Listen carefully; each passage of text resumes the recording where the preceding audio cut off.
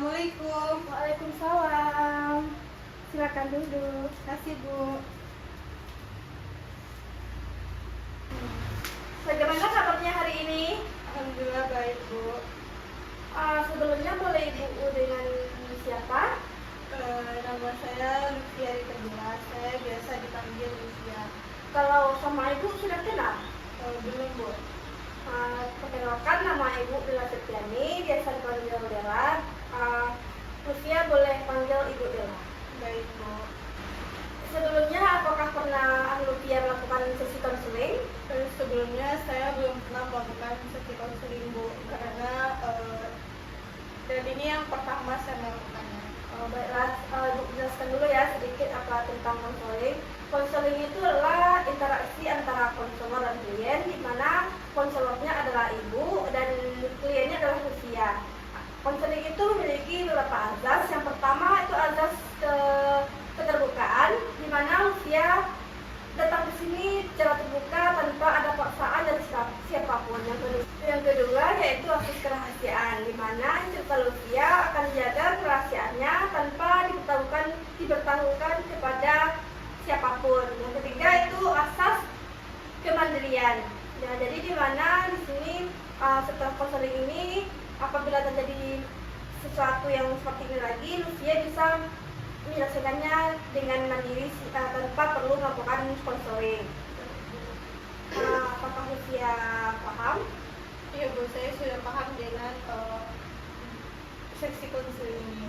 Sebenarnya saya sudah lama ingin untuk datang menemui Ibu, namun waktu yang tidak memungkinkan, dan jadi saya memutuskan untuk hari ini saja untuk menemui Ibu.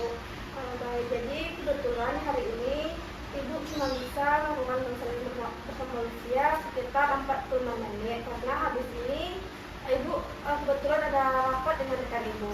Apakah Lutfia setuju? Baik Bu, saya setuju untuk melakukan konseling ini selama 45 menit.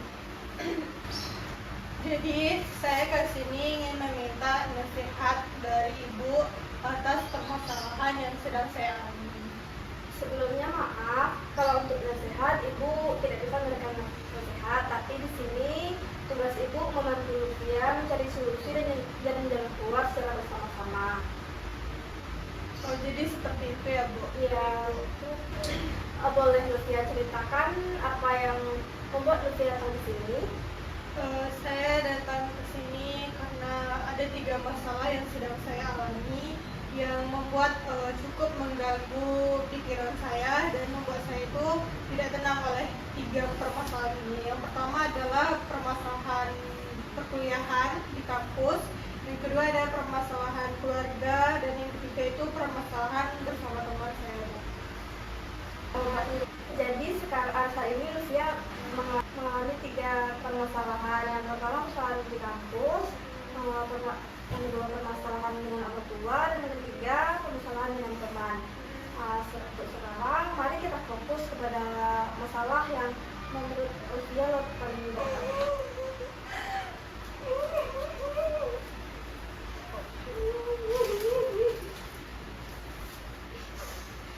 Ananda boleh menangis, tapi jangan sampai Ananda melukai diri Ananda sendiri ya. Baik Bu.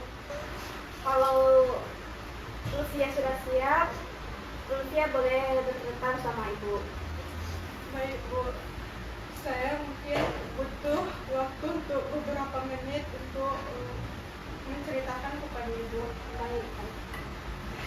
Kelihatannya Lutfia sangat sedih. Apa yang membuat Lutfia sedih seperti ini?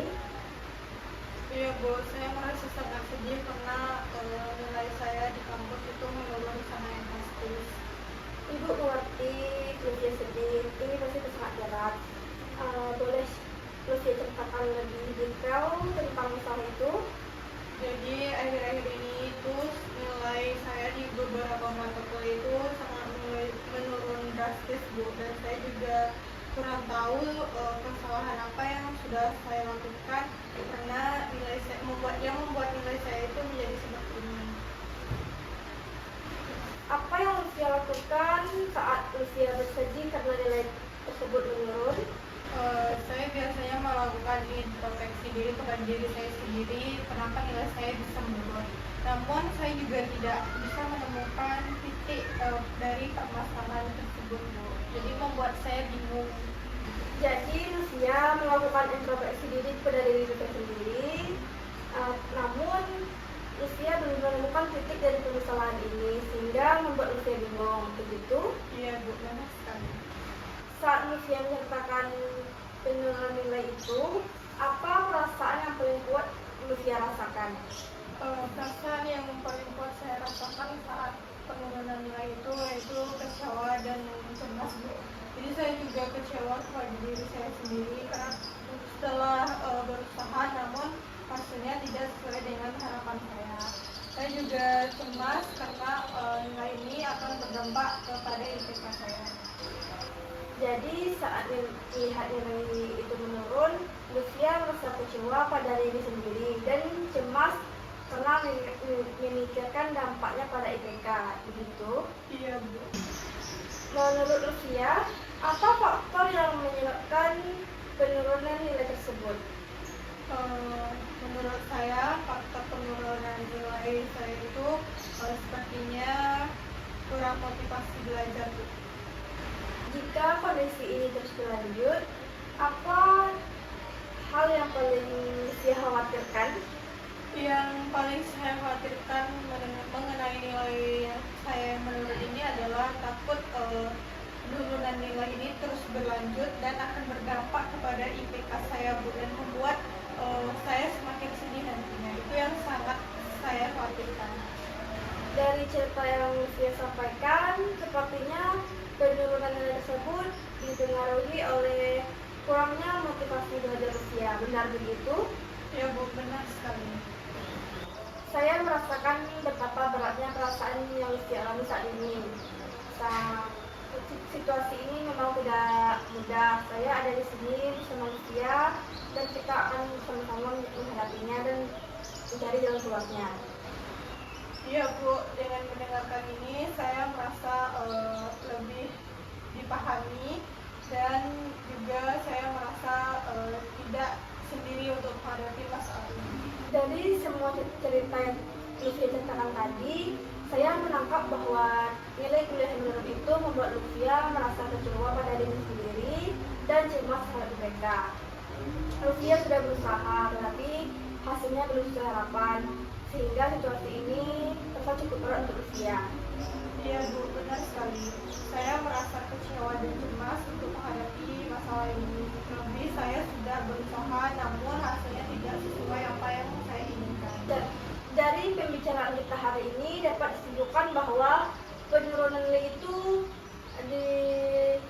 dipengaruhi oleh tekanan yang saya rasakan, kurangnya fokus saat belajar, dan rasa cemas dan kecewa terhadap diri sendiri.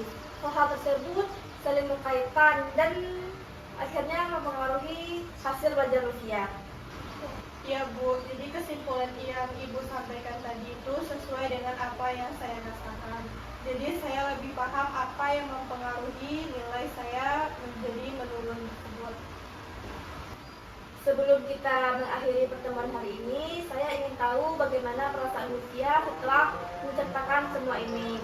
Terima kasih sudah mau terbuka dan berbagi hari ini. Kita bisa melanjutkan pembahasan ini pada pertemuan selanjutnya.